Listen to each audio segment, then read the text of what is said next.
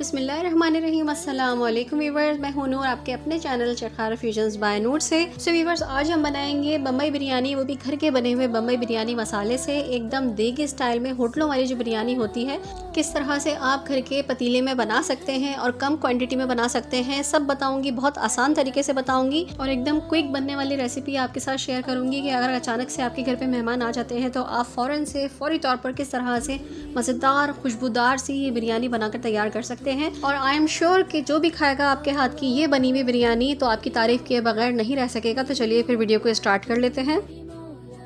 सो Weaver, सबसे पहले मैंने यहाँ पे बीफ ले लिया है आधा किलो, हड्डी वाला और बगैर हड्डी वाला दोनों मिक्स है। पानी मैंने यहाँ पे तकरीबन 3 गिलास के करीब शामिल कर दिया है। 1 टीस्पून नमक शामिल करके मैं इसे यहाँ पे गलने के लिए रख दूंगी। और ये काम आप अपने घर के कामों के साथ साथ कर सकते हैं। गोश्त तकरीबन 30 से 35 या 40 मिनट में गल जाएगा।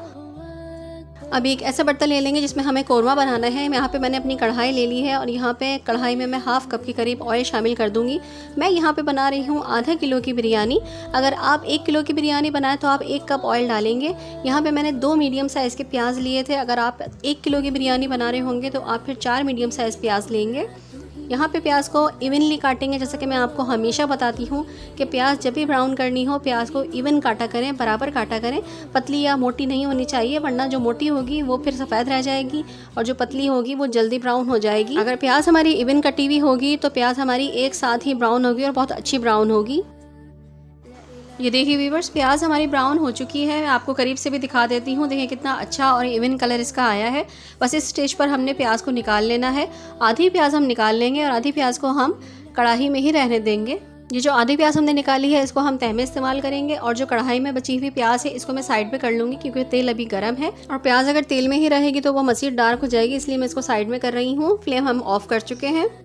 अभी इसी ऑयल में हम मसाले डाल देंगे सारे। मैं 3 टेबलस्पून के करीब यहाँ पे डाल दूंगी अदरक लहसुन का पेस्ट। ये 2 मीडियम साइज़ के टमाटर थे जो कि मैं इसमें शामिल कर रही हूँ। मैं आधा किलो की बिरयानी बना रही हूँ। अगर आप 1 किलो की बिरयानी बनाना चाहते हैं तो जितनी मेजरमेंट में चीज़ों की बता रही हूँ आप उसको डबल कर लीजिए। यहाँ पे 2.5 टेबलस्पून के करीब मैंने अपना घर का बनाया हुआ बम्बई बिरयानी मसाला ले लिया है, जिसकी वीडियो मैंने रिसेंटली आप लोगों के साथ शेयर की थी। और इस मसाले में से थोड़ा सा मसाला मैं रोक लूँगी ताकि वो मैं तह में इस्तेमाल कर सकूँ। हाफ टी स्पून में यहाँ पे डाल दूँगी लाल मिर्च पाउडर। हाफ टी स्पून में यहाँ पे डाल दूँगी कुटी हुई लाल मिर्च पाउडर। थोड़ी सी स्पाइसी बनाऊँगी मैं ये बिरयानी को। और यहाँ पे 1 टीस्पून के करीब मैं डाल रही हूँ नमक। नमक आप अपने हिसाब से शामिल कीजिएगा क्योंकि जो बिरयानी मसाले में मैंने नमक शामिल किया था वो ना होने के बराबर इतने मसाले में आया होगा। अब इन तमाम मसालों को प्याज के साथ हम मिक्स कर देंगे। अब मैं डाल दूंगी इसमें 1 गिलास के करीब भर के पानी और फिर हम चूल्हे को ऑन कर लेंगे। फ्लेम को हम मीडियम हाई पर रखेंगे ताकि इसमें अच्छी तरह से उबाल आ जाए और जो टमाटर हैं वो हमारे मसाले के साथ अच्छी तरह से पक जाए और गल जाए। बस 5 से 10 मिनट हम इसे उबाल आने के बाद अच्छी तरह से पकाते रहेंगे और चमचा चलाते रहेंगे, भूनते रहेंगे ताकि टमाटर और मसाला हमारा अच्छी तरह से पक जाए। ये देखिए उबाल भी आना शुरू हो चुका है और टमाटर भी हमारे सॉफ्ट हो गए हैं। थोड़ी देर में ये टमाटर भी गायब हो जाएंगे। 10 मिनट अच्छी तरह से भूनने के बाद जो हमने बॉईल किया था ना गोश्त, वो मैं इसमें शामिल कर दूंगी। यखनी मैंने अलग निकाल के रख ली है। गोश्त ऐड करने के बाद भी मैं इसको 5 मिनट के लिए मसाले के साथ भूनूंगी। मीडियम हाई फ्लेम पर गोश्त को भूनते हुए 5 मिनट हो चुके हैं। देखें मसाला भी थोड़ा सा जो है वो रिड्यूस हो चुका है और तेल भी हमारा अच्छा सा ऊपर आ चुका है। अगरचे आप चाहते हैं कि आलू डालना चाहें तो आप आलू यहाँ पे ऐड कर सकते हैं। मेरी बिरयानी आलू के बगैर मुकम्मल नहीं होती। अगर आप नहीं डालना चाहते आलू तो आप आलू मत डालिएगा। अच्छा, स्टार्टिंग में मैं आपको एक बात बताना भूल गई थी कि जब आप बीफ बॉईल कर रहे हो तो उस वक्त आपको 70% तक बॉईल करना है, पूरा मुकम्मल बॉईल नहीं करना है। आलू ऐड करने के बाद मैं 2 से 3 मिनट इसको भूनूंगी। आलूओं को 2 से 3 मिनट गोश्त और मसाले के साथ भूनने के बाद जो यखनी मैंने गोश्त की निकाल के रखी थी वो यखनी इसमें शामिल कर दूंगी और इसे हम मिक्स कर लेंगे और ढक के तकरीबन 5 मिनट के लिए मैं दम पे रखूँगी। फिर हमारी यखनी तैयार है। बॉयल आने के बाद फ्लेम को लो करके 5 मिनट के लिए हम दम पे रख देंगे। ये लीजिए फ्रेंड्स, 5 मिनट हो गए हैं और माशाल्लाह माशाल्लाह हमारा कोरमा बनके बिल्कुल रेडी हो चुका है। ये देखिए तेल भी ऊपर आ चुका है और रंगत देखिए इसकी कितनी हसीन आई है।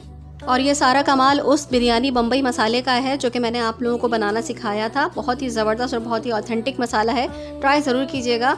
अब इसमें 8 से 10 मैं डाल दूंगी हरी मिर्चें और वो जो हमने प्याज आधी निकाल के रखी थी ना, याद होगा आपको शुरू में हमने आधी प्याज निकाल के रखी थी, उसमें से आधी प्याज मैं इसमें इस वक्त शामिल कर दूंगी ताकि इसकी ग्रेवी हमारे पास बहुत अच्छी सी बन जाए। बस अब हमें इसे कुछ नहीं करना है, अब हमें फ्लेम को ऑफ कर देना है और इसे ढक के हम एक साइड पे रख देंगे। अब हम कर लेते हैं अपने चावलों की तैयारी।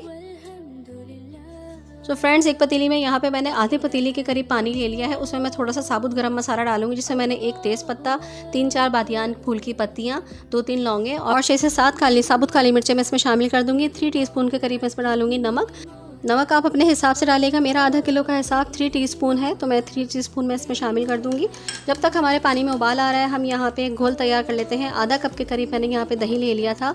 हाफ टी स्पून के करीब मैंने इसमें डाला है फूड कलर थोड़ा सा ज़्यादा डाला है ताकि अच्छा सा कलर आए। अब हाफ टी स्पून ही मैं इसमें डाल दूँगी गर्म मसाला पाउडर। इसको अच्छी तरह से मिक्स कर लेंगे।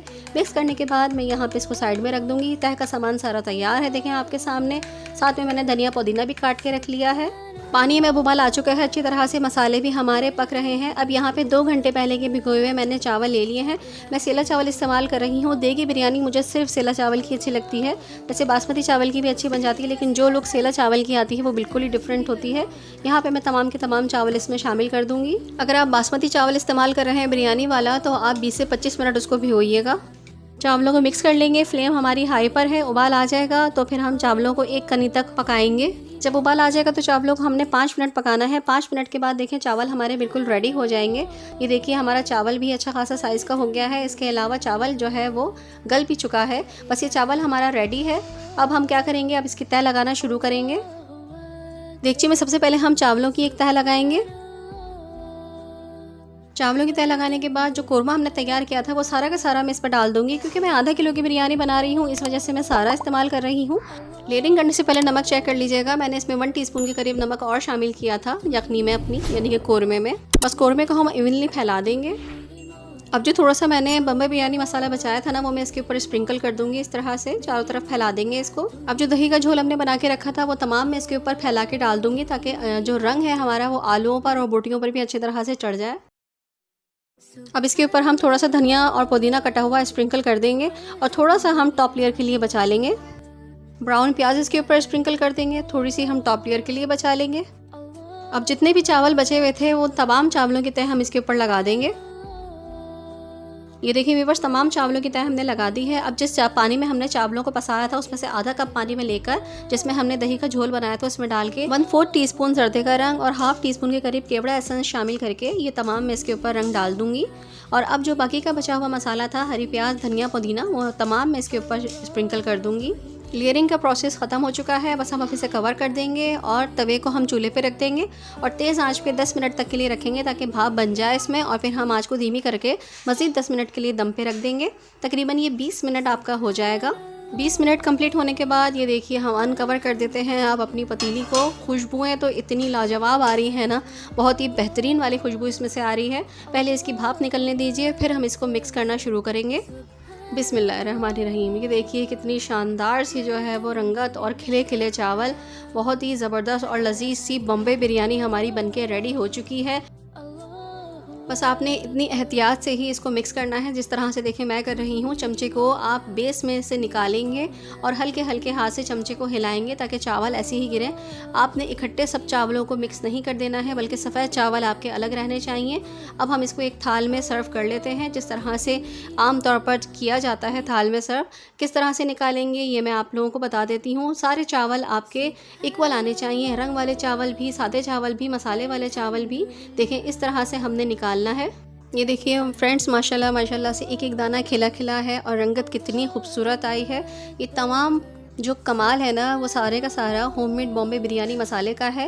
रंगत तो बहुत अच्छी आएगी ही आएगी, देखने में तो बहुत मज़ेदार लगेगी, लेकिन ये जायके में भी लाजवाब बनेगी। तो फ्रेंड्स, अगर आपको मेरी ये वीडियो पसंद आई है और मेरी ये मेहनत पसंद आई है तो मेरी मेहनत को लाइक कर दीजिए और आगे शेयर भी कर दीजिएगा। और अगर वीडियो अच्छी लगी है और आप मेरे चैनल पर नए हैं और अभी तक मेरे चैनल को सब्सक्राइब नहीं किया है तो मेरे चैनल को सब्सक्राइब भी कर लीजिए, ताकि आने वाली मज़ीद अच्छी और यूनिक सी रेसिपीज़ और डिलीशियस सी रेसिपीज़ आपको नोटिफिकेशन की सूरत में मिल सके और आपसे कोई रेसिपी मिस ना हो। सो फ्रेंड्स, थोड़ा सा मुझे यहाँ पे लाइट का इशू को फेस करना पड़ा, क्योंकि कराची की लोड शेडिंग जिंदाबाद। थोड़ा सा आप भी एडजस्ट कर लीजिएगा। आप मुझे मेरे फेसबुक पेज, इंस्टाग्राम और टिकटॉक पे भी फॉलो कर सकते हैं। तो चलिए फिर नूर को अपनी दुआओं में ज़रूर याद रखिएगा। अल्लाह ताला आप सबके रिस्क में भी बरकत अता फरमाए, आमीन सुम्मा आमीन।